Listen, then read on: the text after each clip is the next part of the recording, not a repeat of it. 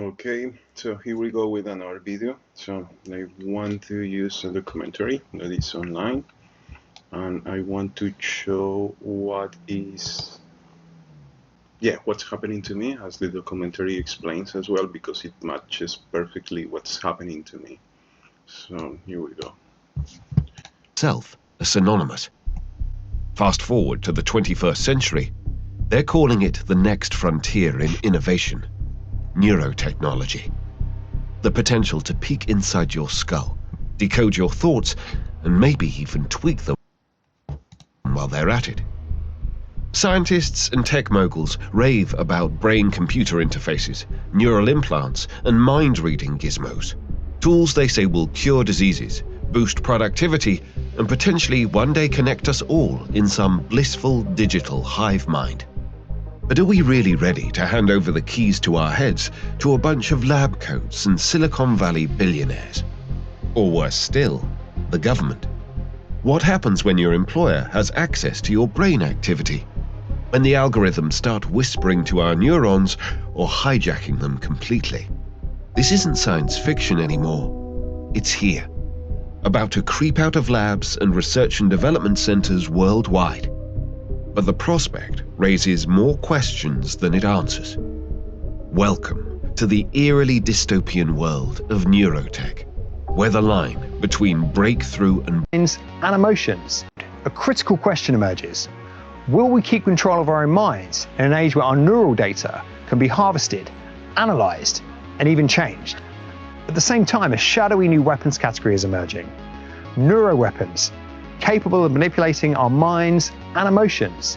These covert technologies raise chilling questions about control, ethics, and the future of conflict. In this film, we'll take a look at these emerging trends and our Silicon Valley giants and dozens of startups you've not yet heard of are racing to slap electrodes either onto or into your head, promising to enable brain-to-computer telepathy, decode your thought processes, and even replay your dreams. Well, yeah, it feels sometimes that some people have access to different parts of your brain. Let's say it feels that some people is able to perfectly hear what you think. Other people might simply reproduce some words. Other people can just hear other people reproducing those words.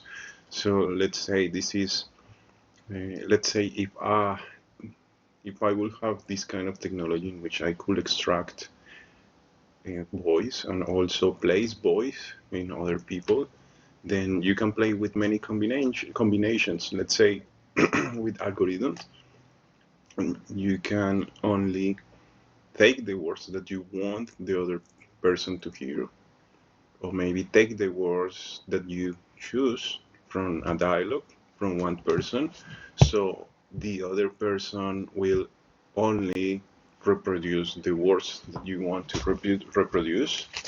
So you can play with this in a lot of different kind of mixture and different kind of, let's say, combinators.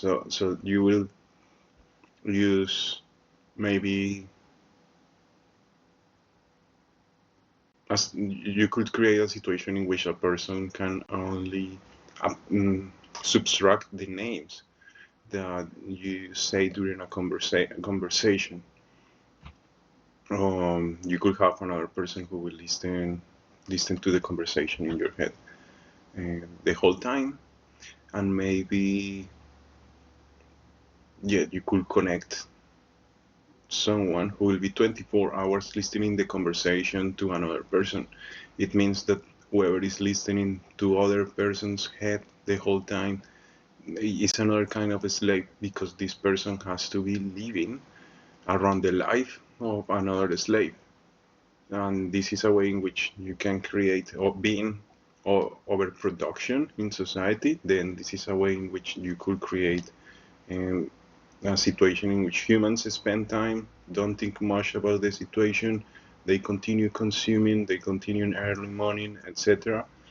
We get hijacked by our wants, and we get hijacked by the system itself, whilst defending or protecting or sustaining the system. But that's okay. But the problem is that the system is like a cancer. it is self-consuming. It is logically that at some stage it's gonna collapse, and it's logically that it cannot. I mean, it's logically that such dynamics will collapse with the AI, with the use of AI, because everything gonna accelerate so fast that there could be a war, the total hijacking of humanity. There could be, I don't know, every time we are developing new technologies that could kill humans or the total population in way different, more creative manners. But okay, that's another. But before you buy that focus-assisting headband, let's take a hard look at what's at stake. Firstly, it's important to be clear about the potential benefits to society. Clinical trials of Neuralink have already given their first subjects a new lease of life. Now imagine the potential benefits for mental health, Alzheimer's, epilepsy, even depression. Introducing electrical current into the brain or certain magnetic pulses is being shown to very robustly treat conditions like depression, certain sleep disorders. The devices that we're talking about now are more data collection, and then you have sort of the opposite side of that coin being neural stimulation and what we're calling mental augmentation. So things like magnetic stimulation to the brain, electrical stimulation to the brain, in certain cases, what we call neurofeedback or influence. But remember, this magnetic stimulation in the brain, this is old. This is probably from the 70s. These experiments probably started even before in the 60s. But we are talking about something that is not new at all.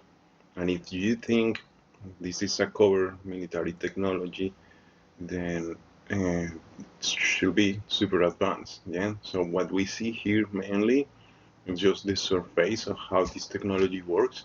Also remember, if you don't know how AI works and the different kinds of methods for AI to make order out of the chaos, then you can understand how powerful these tools are, because technically it is just necessarily to take the electrobiological fingerprint of your brain, and this can be done in several ways. Yeah, some of them less invasive than other ones. You don't have to wear one of those kind of beanies or something like that. Yeah. Technically, if you are able to decode or capture the waves that are already outside, then you could do a slow MRI on the population using only 5G, 6G, Wi-Fi, Bluetooth, any kind of radio frequency. As long as you know the radio frequency that comes out, you can read the alteration after it passes through a brain. And 5G works in an interesting way, because 5G doesn't need GPS. 5G always have to work with several antennas. It means that the triangulation always know the exact position of the phone, perhaps. And remember that a phone is also a transmitter and a receptor. So you don't need antennas, you need just phones, because they transmit and receive. So at least for the capture of radio frequency, you will need computers for the processing. But there are different kinds of ways in which this technology will work, yeah, or simply could exist. Let's say you could put your headphones, and the Bluetooth is a kind of sophisticated encryption, so the Bluetooth doesn't mix with another signals of Bluetooth, but it's not as sophisticated to decrypt and then understand how the waves are affected after the Bluetooth waves go through your phone whilst you are listening to music. Yeah. So let's say that's one of the possibilities, and technically this is to know the signal that comes out.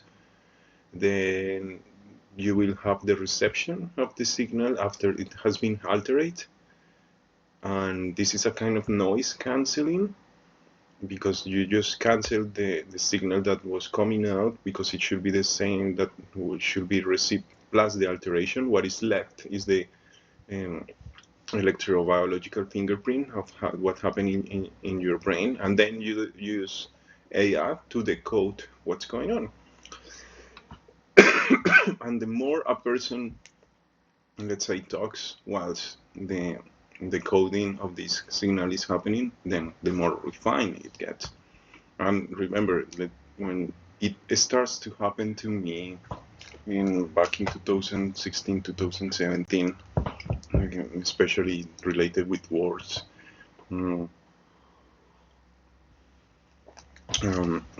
I think it was in 2017. I remember a time when I couldn't stop to speak in my mind.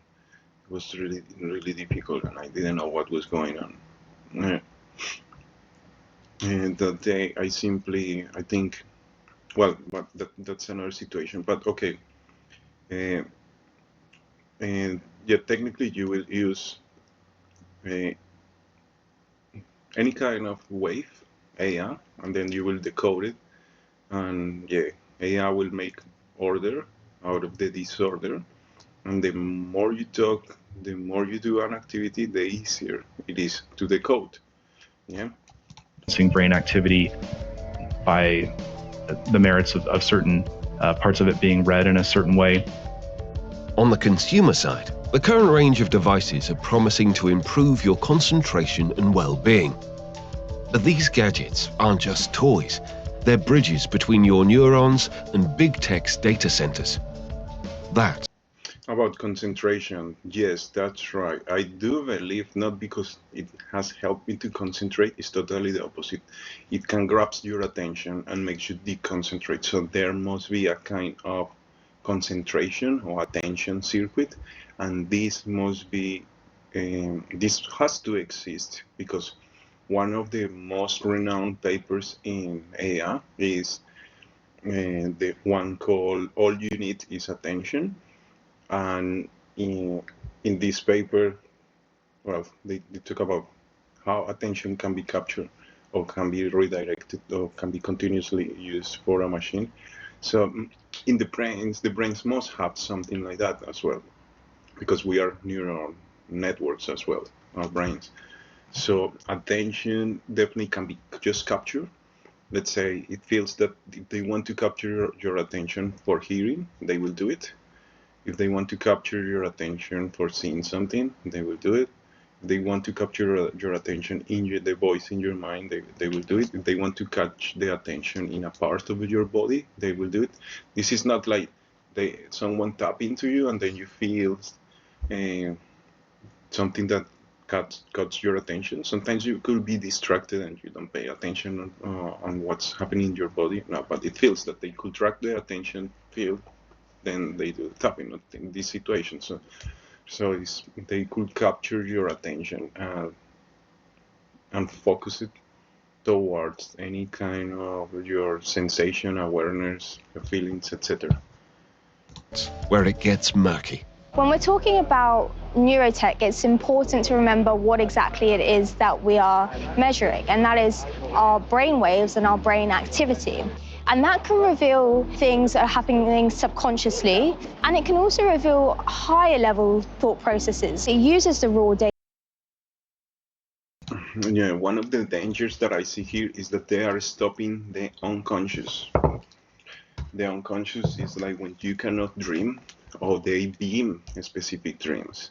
Yeah, the unconscious is as well not allowing the Freudian sleeps that you will truly have, or let's say the relationship of symbols that you will have. Let's say what happened if I hear, oh sorry, that was the machine changing the word that I wanted to say. What happened if you smell something and that smell is always related with maybe I don't know, your garden when you were a child, where you grew up? Then in the future, or what's happening to me, and then people the people's symbols about certain feelings, situations, sensations will be changed, because that's what happening to me. Let's say, to put an example, if they want to change my memories about me having that kind of essence that is very familiar from childhood, and they want to relate it with something else, then every time I smell the same essence, they maybe will start to, I don't know, push an image of, I don't know, one of the, I don't know, the local person's shop, someone, let's say, who has a store nearby, and then they will be his her memory instead of me being in a garden when I was a child, where I grew up smelling that kind of scent. They could do that with any kind of concept, not just people, but let's say they could, every time I smell that, they could activate the concept, let's say, of psychoanalysis, and then every time I smell that, I will remember, concepts of psychoanalysis. Yeah, and it feels that they can activate up to, so far, I noticed that it's 3 concepts, sometimes as well 3 words, and that creates in between the neurons, or clusters of information, that creates a difference of potential. I mean, we are talking about neurons that are activated, then creating a voltage, micro voltages, which means that these connections are likely to relate to one another. And that can create a mental disorder, because that is not wired in the real world, in the sensation that you will have in the real world. Yeah. So if your brain rewires around what is not the real world, but what is digitalized or created for you, you start to deviate from what is real and what is not real. Then what I do is like being mindful of when these concepts are activated, and keep track, because otherwise I will start to develop a kind of dissociation of reality.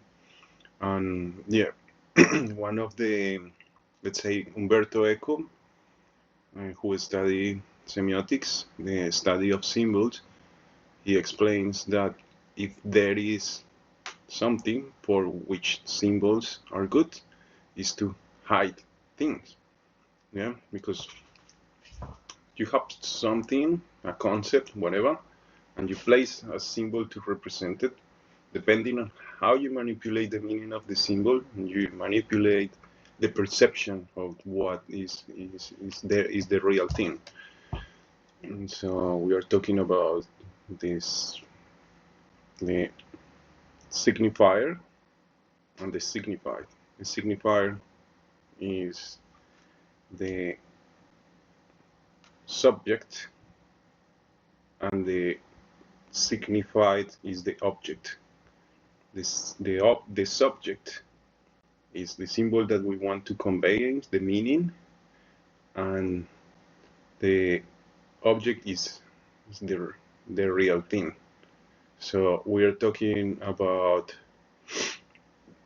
again, we can go to Zizek and so on, etc., but Hegel's. But okay, this is how reality can be hidden. Yeah?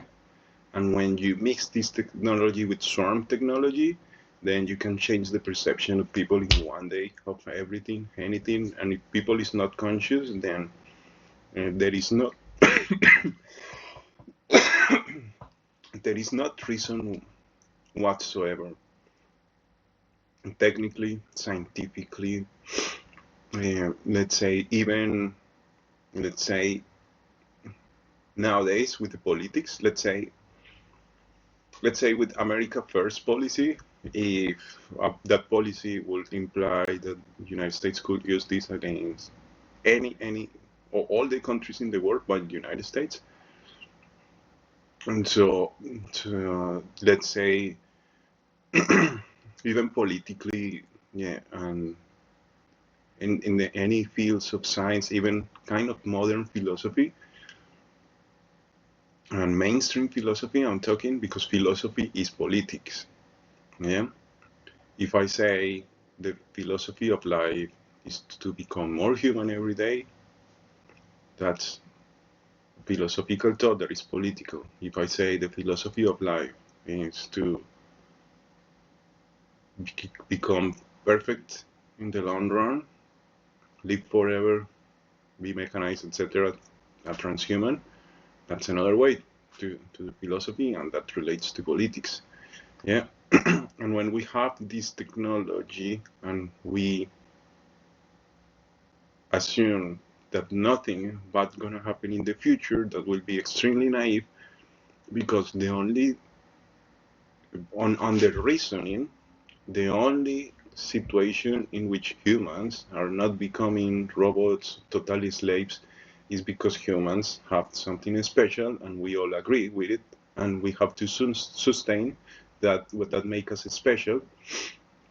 Interestingly, Xi Jinping is the only leader in the world that has asked to the others, we should define humanity. And then when he started to say that, the West was like, no, fuck you, we won't do it. We talk about humanity, human rights, and all this stuff, and then Xi Jinping came, okay, let's define that, and they were, no. You know, that's the sort of situation that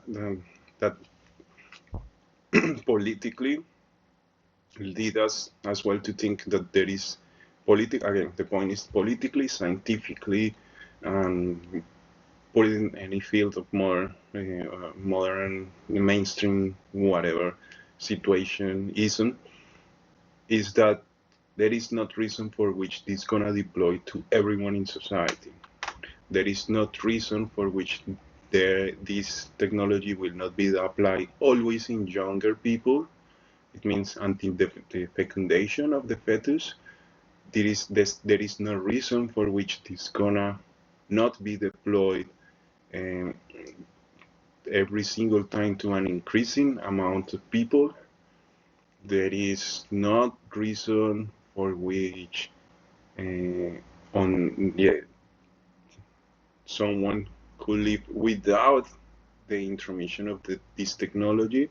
We can talk about human rights, we can talk about that, but this is not the reality. I mean, the UN, the ICJ, the International Court of Justice, most of the countries are not following the agreements that technically surged from the Second World War. And every time those agreements start to be broken and start to degrade, then usually in history there is another war. I don't think this will be the situation. It could be more like it could look more like a kind of China's history warring states. Yeah.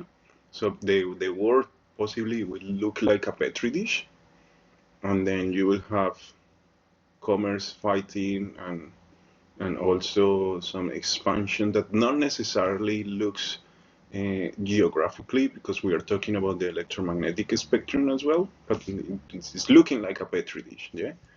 And it is important to see where we are heading as a civilization in that way. But again, few people, not enough, have acknowledged the danger in which we are. And there is people that is conscious of it. Let's say Geoffrey Highland, something like that, the guy, the grandfather of Aya. So Geoffrey Hinton, this guy. And yeah. And so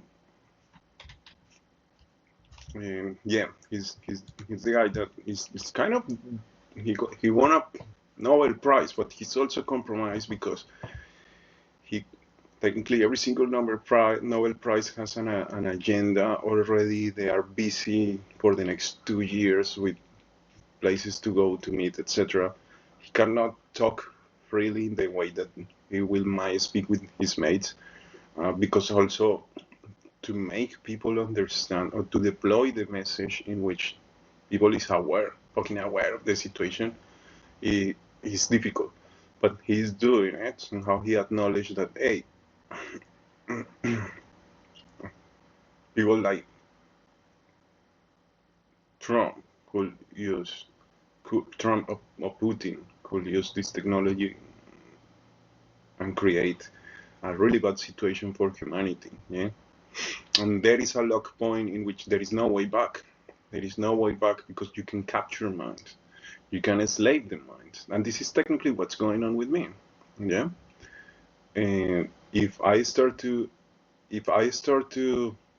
get better remuneration for doing some work online, as happened when I applied to develop a kind of system that could also, when unintentionally, I thought it could be a good kind of governance, but now I noticed that it could be going beyond a decentralized system, but it's something that could kind of create better agreements, and is between fairness and also between what will be democracy, consensus among many, etc.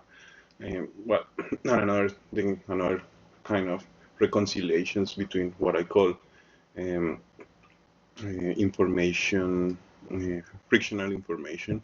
Yeah, when I was doing that in Cardano, I started to have Havana syndrome.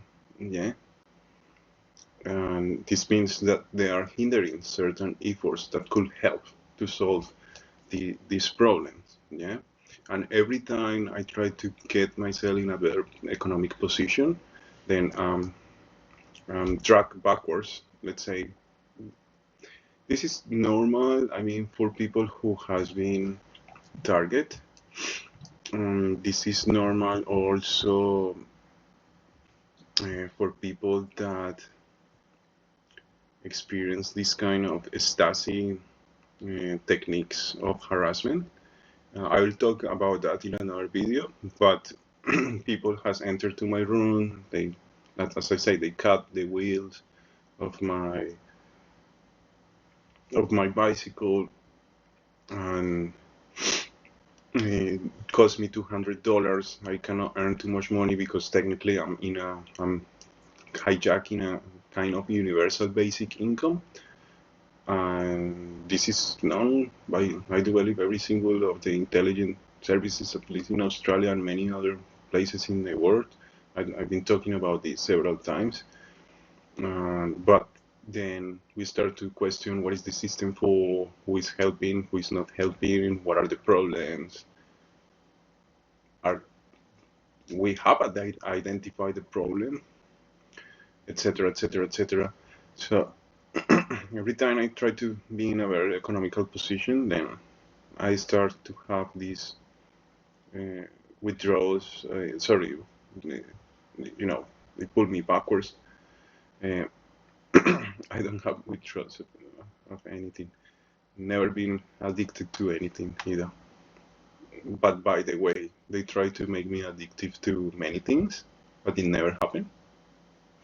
I think that I'm only hypersexual, but that should be, I mean, it's a normal trait among hyper-intelligent people. So hypersexuality, intelligent, I mean, it's normal. You know, it's one of the pleasures that you could enjoy always and have enough of it, and at the same time you don't hurt anyone and you don't hurt yourself.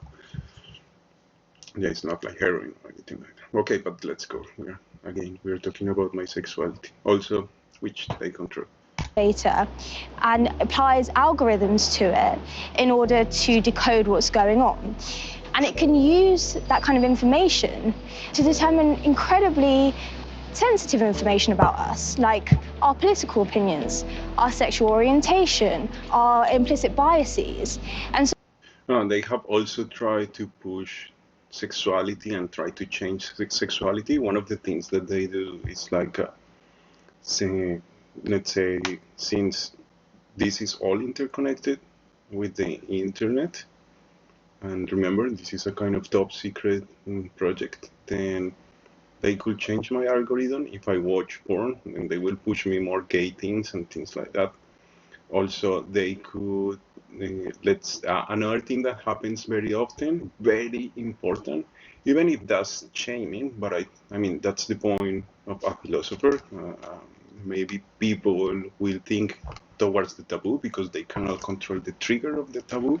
They cannot control their obscenity. They are not the masters of their, I mean, the depravation and fetishes, not them being the masters of what is sacred and human, and not distinguishing what is, then they will be controlled what they think is about what is human. Then most people might not be able to understand this, but when one of the situations that just start to happen after Donald Trump was reelected is that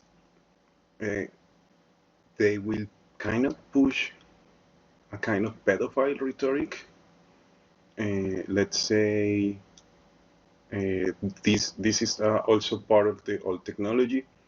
There is a scene in the Matrix in which a man stimulates the genitals of a woman. The woman goes to the bathroom, and then the man follows, and they have sex. They can do that, and I felt that stimulation with women. And it felt like really. It feels really artificial. Yeah, it feels that it's not myself. It feels totally artificial. Like it's like it's really fucked up. Yeah, and they also use that stimulation whilst they beam images, yeah, of kids. But that's the situation. You can think I'm a pedophile, or you can be aware that they are using this technology to create pedophiles because they know how to manipulate it. But since I'm aware of the situation, and let's say I read things like Foucault, History of Sexuality, I understand that sexuality can be manipulated, managed, and this is one of the ways in which probably indicates why places, I don't know, like Australia, experiment real weird stuff with the pedophilia. Let's say just recently was a pedophile in a school, and he went to several schools. And how do we know if he was not stimulated and pushed to create that? Because there could be a kind of social engineering, social managing, in which society is society's mind is modulated by creating these fears of these people, whilst the people is simply unconsciously put in that situation and manipulated to create that situation, to then change, to then pull up that situation, magnify it in the news, and then change the situation of the whole rest of the population.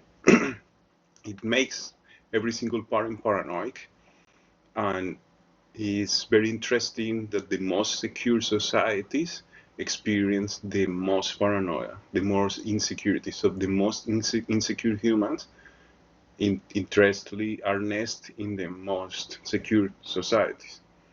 Yeah, and this is also something that happened during the Cold War. Yeah, so let's say United States, the Soviet Union, etc., Europe, the centers of the economy, and the immediate nearby economies to this middle, to the center, the core of the economy, will experience more paranoia than anyone else. So I heard remarks here in Australia of people being afraid of the Russians invading Melbourne. You check the location.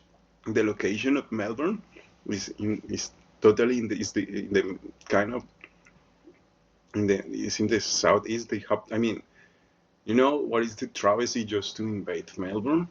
It's just, I mean, it's unthinkable, yeah. But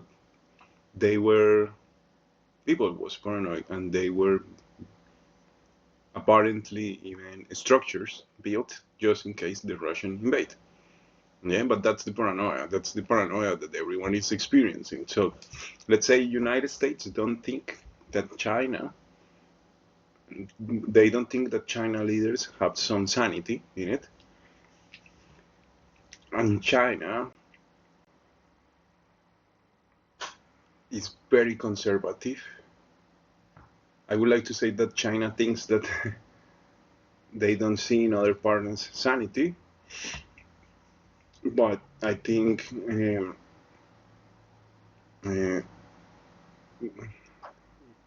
in most situations, well, this is different to the Cold War. During the Cold War, both sides were thinking that I mean, the Soviet Union and United States, they thought that each other was totally crazy. We are in a different situation today because, well, the United States just creates every single day messages that are kind of confusing. China doesn't have to do that.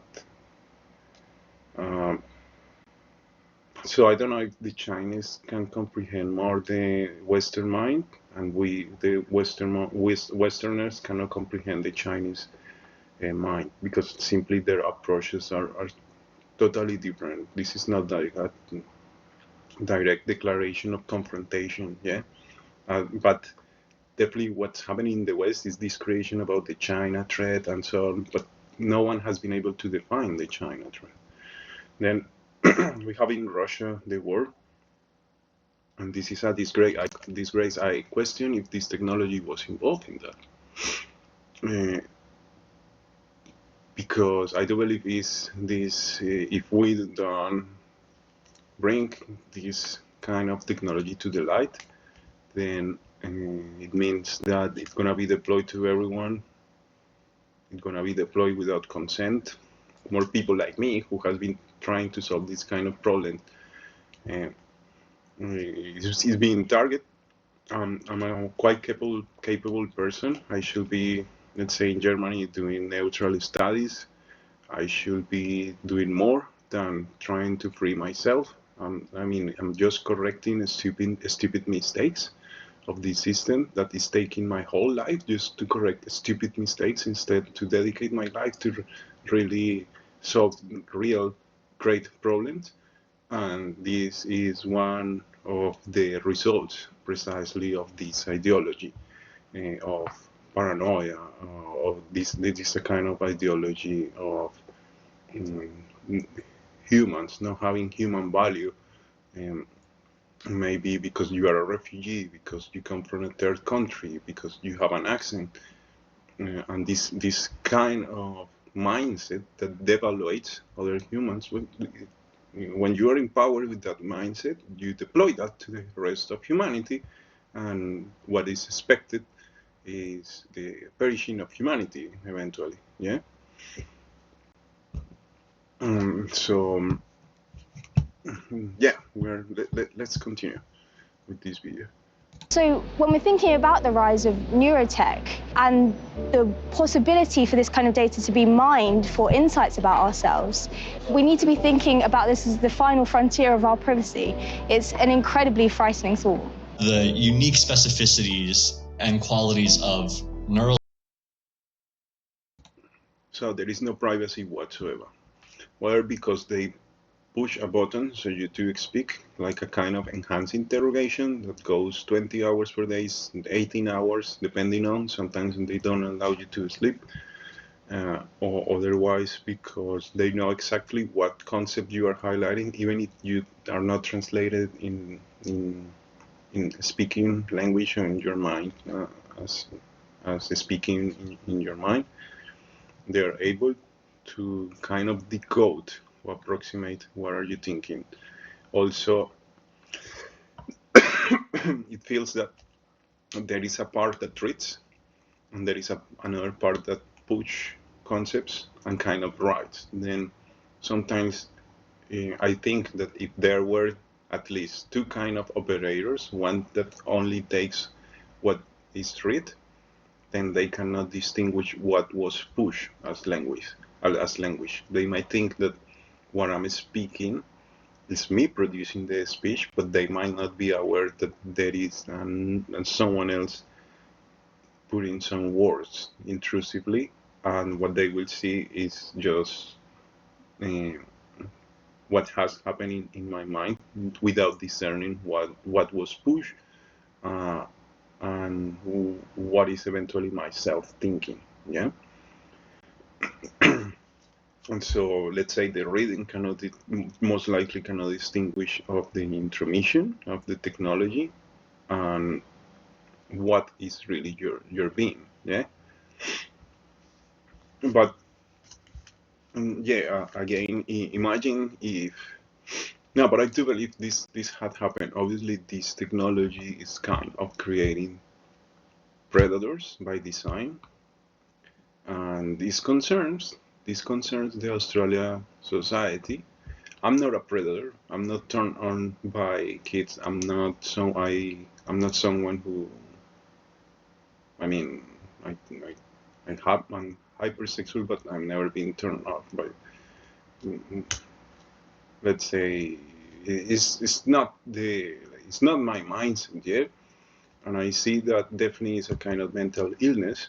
But also, when you think about this ideology of the chip, this ideology of the chip is there to be controlled, and the shepherd, and I guide the sheep. I will use the wool, I will use the meat. The sheep doesn't do anything, doesn't fight back. It's not a lion, it's not a wolf.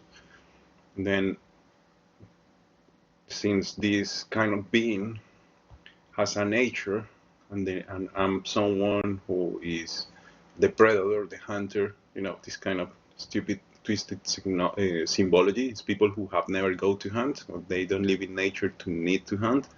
But it's the twist of certain fields that are pulled back to another kind of fields. Then, let's say there are fields, primitive kind of living in early history of humanity, and then they take that and extrapolate it to the most advanced government. Then you start to have these situations, like what's going on to me. Then when you think this ideology about there is a chip, it can be controlled, and if it can be controlled, it should be controlled. There is no way that person can fight back, then you should take advantage of it. Then if some person has this kind of nature, then you have to Machiavellically manipulate the nature of that person and redirect that energy and that nature towards your goal. This ideology is the same ideology that the youngest, the sheep, the Veda, because it's more naive, more malleable, and then the more powerful you are, the more you can redirect this kind of energy, control this kind of mass, living mass. The more you understand nature, yeah, the more you understand nature, the more you are in connection of what is God and what is to transcend good and evil. And the extreme of it is pedophilia, is the young, the naive, the what cannot be defend, or what cannot be, or who cannot defend itself, who a piece of mass that can be redirected, and the powerful who knows that can go away with anything, who is powerful enough to redirect not only that life, but life around the act, and to go away with that, because also these powerful people is, and since they are paranoid, since they feel attacked easily, since they have mainly this weak masculinity, they feel that if they don't attack, the weakest, and if they don't stop to attack the weakest, they will be seen as weak.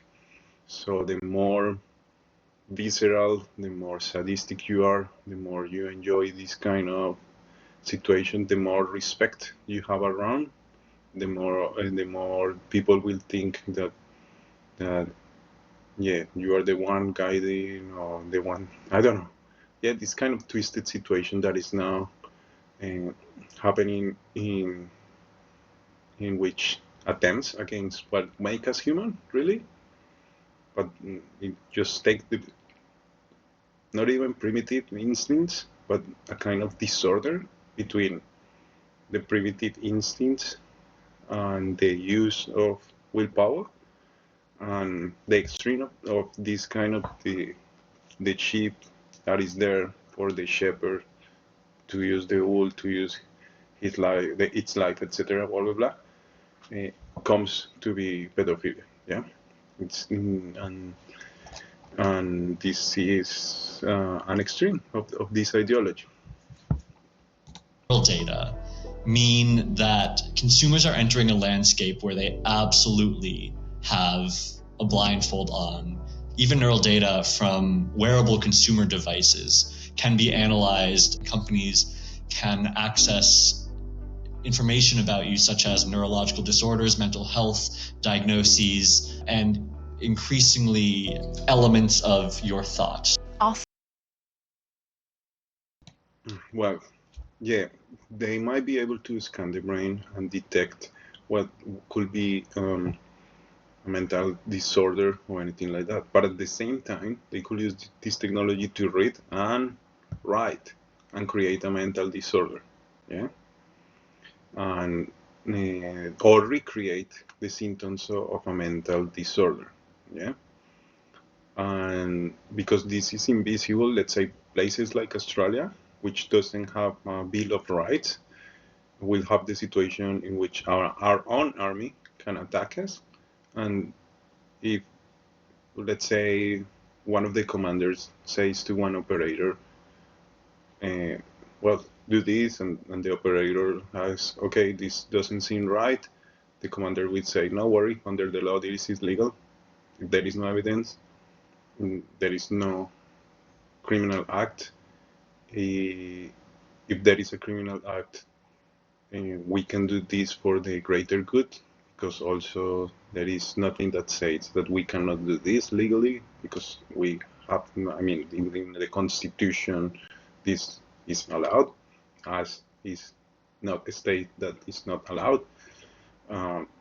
Then we'll know, I mean, honestly, Australians in the army won't be able to say, hey, this is in the Constitution, okay? This is utterly, definitely, without doubt, not right. Yeah.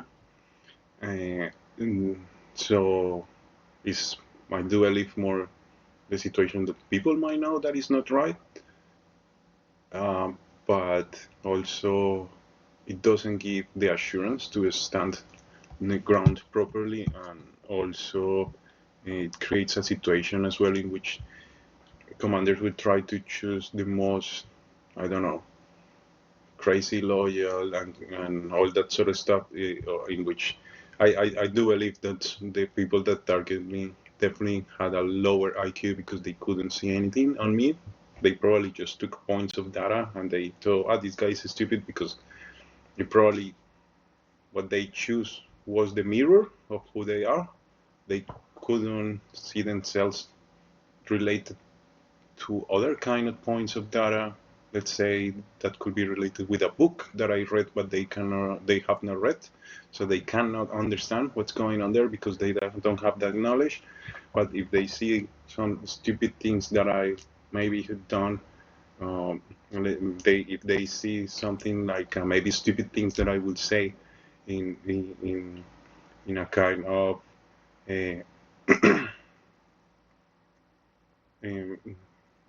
let's say sarcastic way, they will not understand. And yeah, that's why I do believe that whoever did this to me maybe is caught in that cycle of bureaucracy. eventually not judging, but that might be precisely one of the realities. Also, many people, as I know, because I come from a place that is a place that has experienced war, it's a place that education is not the stronghold of the mind, etc. So I could comprehend that, yeah, not everyone can understand what's going on and what they do, especially at certain time in life. But that's one of the problems of priming something that is not even human, but that goes toward death, instead of priming what makes us human, to kind of respect life, or they do better decision making. Thoughts, our mental activity, the way we think, what we think about, the way our brain works, that's what's being commodified. Neurotech starts with the best intentions. Yeah, the commodification. The concept of commodification comes from Marx, yeah, and it's very important because Marx explains that capitalism takes something outside the system to put it in the system, but always in a lower category. Yeah. So I feel, no, I don't feel, I know that since they are extracting things from my brain, these things are then distributed to different companies, because I could see that depending on the details that I notice, then there start to be kind of maybe AI models that train or resolve to find solutions for other companies. And I stopped to track that. But we are talking about stealing data from people, using brains as slavery, and then you will have slaves from which brains like mine, who is always trying to solve things, trying to learn things, trying to see how things can be better, are simply exploited. Then they train models and they perfect goods to sell them to people.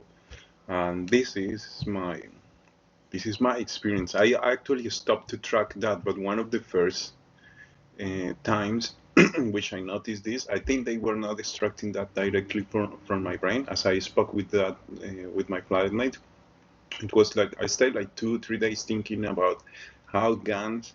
We are having about this discussion about maybe a technology could be used for good or could be used for bad. So I do not believe much about polarity in the sense that there is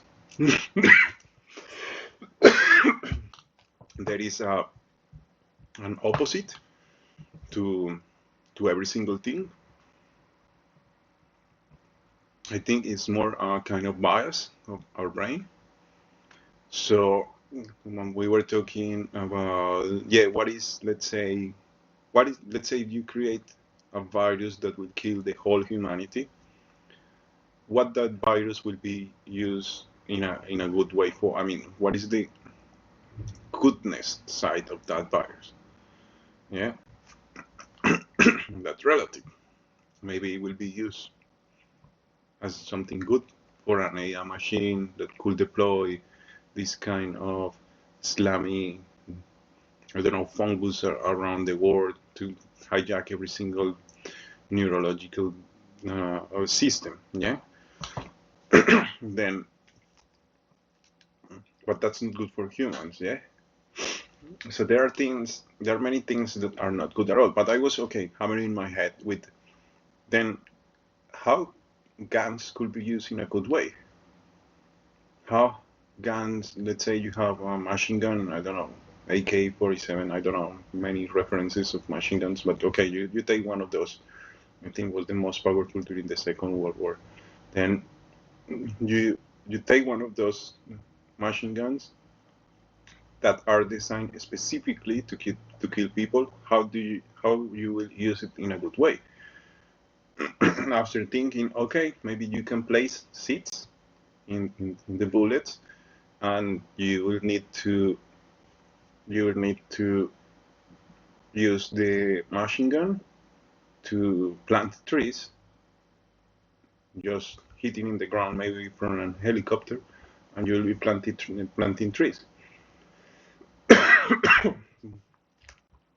In no time, I saw news. I spoke about this openly with my flatmate, and it's very likely that since I applied for the refugee visa, and during that time I was waiting for the refugee visa, they will collect data from me, and that data is misused. It's not only for intelligence purpose towards the visa goals, but maybe it seems like they use it for whatever purpose they want, including connected with another kind of companies that will use the data, and they will use that as well for political purpose and so on.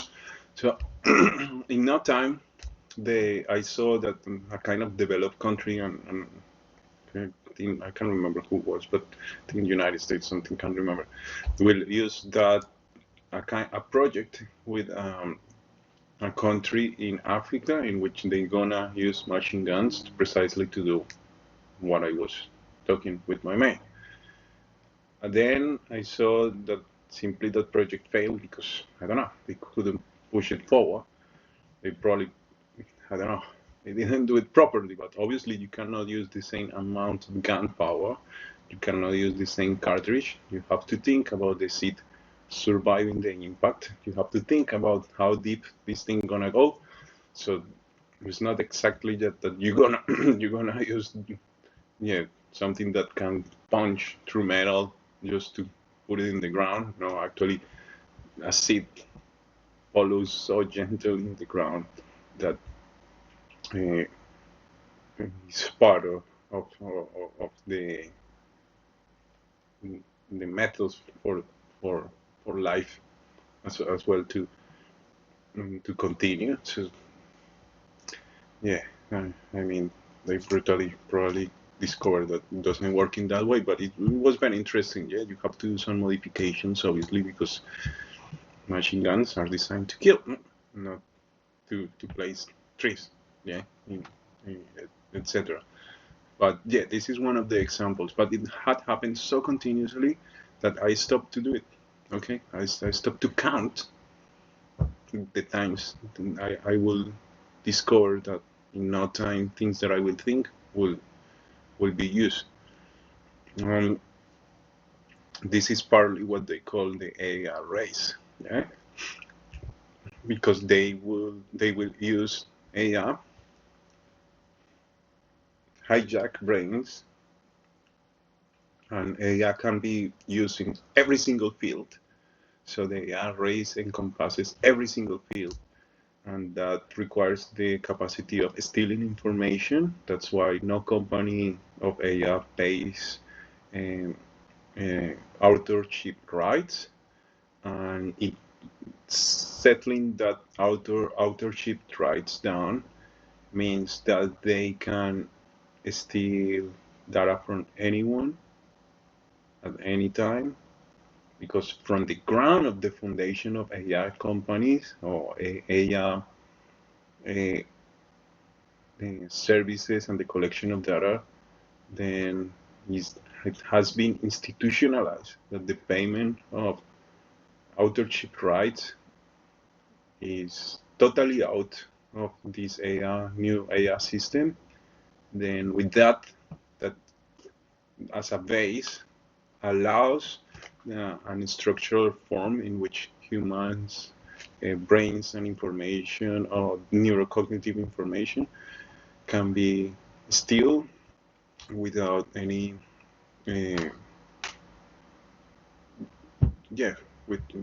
without any kind of reprehension and so on. Okay, I'm gonna leave the video there.